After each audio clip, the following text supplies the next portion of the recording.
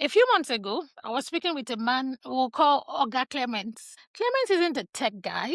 He doesn't spend his days looking at codes or firewalls. He's a cocoa merchant, one of the thousands of silent engines driving the agricultural export heartbeat of this continent. It moves tons of premium beans from the hinterland to the ports of Abidjan and Lagos, dealing with international buyers in Amsterdam and Geneva. To Clements, cybersecurity was something that happened to banks until the day his ghost appeared. A ghost that didn't haunt his house, but his email threads. A ghost that watched his contracts, learned his tone of voice, and eventually whispered a different bank account number to his biggest buyer in Europe. Now, welcome to Security Unpacked. I'm Adiola. Today, we're filling in the gaps. We're talking about the SME struggle, the reality of the merchant's risk, and why assurance is the only thing standing between your business and a total shutdown. There's a dangerous myth circulating in our business ops, from Yaba to Santin. It's the idea that obscurity is a defense. Many SMEs believe that because they are not a tier 1 bank, they are invisible.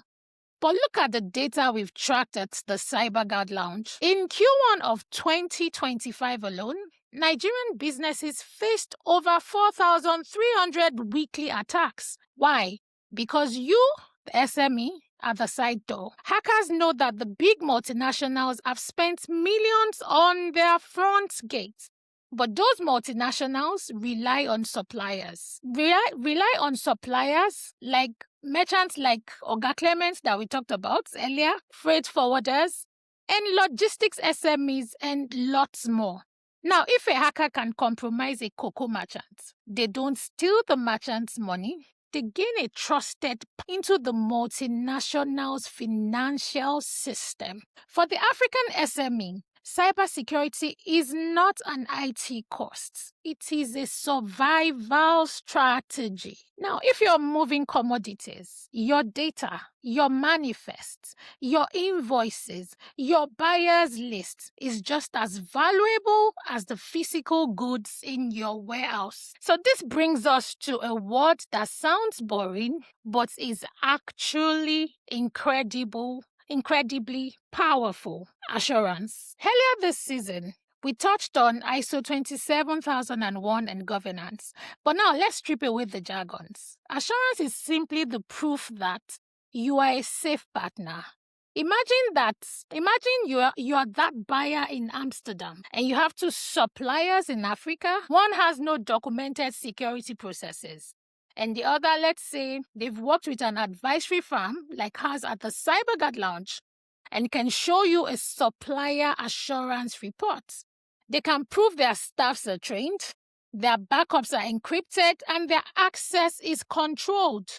Now, who are you going to wire $500,000 to? Assurance is moving from a nice to have to a license to operate. In 2026, if you cannot provide security assurance to your global partners, you will be filtered out of the supply chain. Now, it's about building a culture where trust but verify isn't just a slogan, it's the backbone of your operations. Now, one of the biggest hurdles for our local SMEs is the missing expert.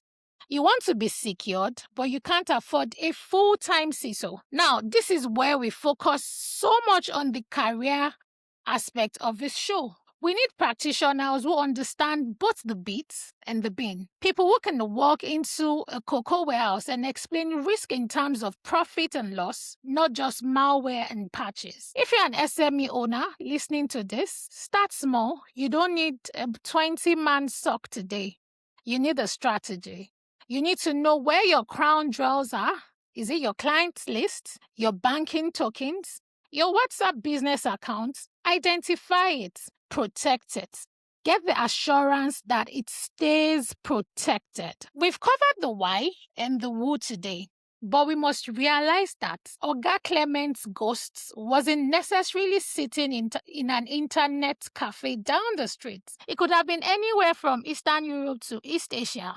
As we look towards wrapping up this season. I'm already preparing for what comes next. In season 2, we're going to be pulling back the curtains on intercontinental attacks. We'll be tracing the digital breadcrumbs that connect a local business crisis in Lagos to sophisticated state-sponsored groups operating across ocean.